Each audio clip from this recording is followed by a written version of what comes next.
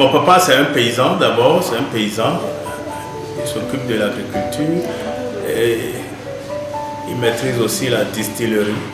Et il fait le vin de palme qu'on transforme en sodabi. Et de là, je travaille avec lui déjà depuis mon enfance. Et à l'âge de 18 ans, ils m'ont envoyé à Cotonou auprès de ma grande sœur qui m'a inscrit en apprentissage de la cuisine.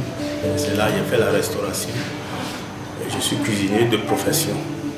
Je suis venu à Natitengu faire la restauration et j'ai installé mon restaurant. Et après la restauration, j'ai croisé une amie américaine qui me donne toujours le courage et l'idée de valoriser les produits du terroir. Et de là, mon aventure m'a conduit jusqu'en Afrique du Sud, dans la ville de Cape Town, où j'ai rendu visite à une microbrasserie qu'on appelle Woodstock. Et c'est de là que j'ai gagné les vraies idées de la microbrasserie.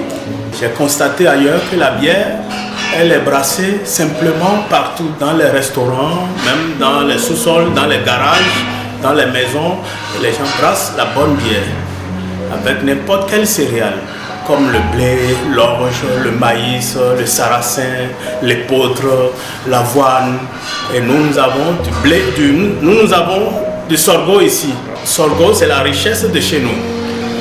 C'est pourquoi j'ai adopté le sorgho comme la matière première. Et de deux, le sorgho, ça marche avec la bière, ça a une bonne teneur en mousse. C'est ça, c'est pas comme le maïs, quand on brasse, la mousse s'éteint. Non, le sorgho a une bonne teneur en mousse. Il suffit d'ajouter un peu d'adjuvant et puis ça marche. Alors en dehors du sorgho, quelles sont les autres matières que vous utilisez pour votre bière pour la rendre plus intéressante? Bon, pour lui apporter de meilleurs glucides, j'ajoute 25% de cossettes de manioc. 25% de cossettes de manioc. Le manioc développe de très bons glucides et ça améliore la qualité de l'éthanol. C'est une bière naturelle que nous sommes en train de brasser. Pas de produits synthétiques, purement naturel. Céréales, l'eau et la levure. Et c'est tout. L'houblon, c'est une épice qu'on ajoute à la bière, juste pour la rendre plus amère et plus aromatique. Je ne fais pas la bière pasteurisée, je brasse une bière vivante. Quand tu pasteurises la bière, elle est morte. Au Bénin, ici, il y a tellement de difficultés.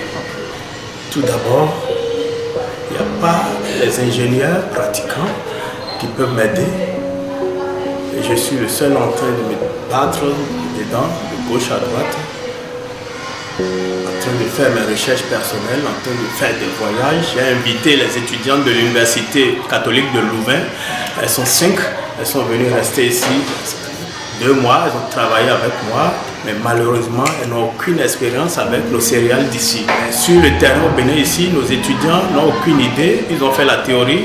Chaque fois, je contacte les professeurs, les étudiants qui ont fait l'agroalimentaire. Ils n'ont aucune idée, ils ne savent faire que des jus de fruits. En matière de consommation locale, ça nous reste beaucoup. Les frères béninois n'ont pas encore compris qu'il faut valoriser ce qui est de chez soi. Quand tu croises un petit blanco, il dit toujours que sa fleur est jolie, son chien est joli, sa maison est jolie, que ceci, tout ce qui l'entoure, il l'améliore et tout est beau. Mais nous, on a de meilleurs que les Occidentaux. On a tout de beau. Tout d'abord, Dieu nous a donné un beau climat et on peut travailler 365 jours sur 365 jours. Et la verdure, le paysage, tout est amélioré, l'environnement, on est riche et on piétine la richesse, on jette, on ne sait pas valoriser. Je n'ai pas un niveau universitaire, j'ai juste le CEP. Je n'ai jamais mis pied au collège. J'ai fait la pratique, je connais, j'ai fait le toucher, j'ai appris et je maîtrise ce que je fais. Je ne fais pas de l'à peu près.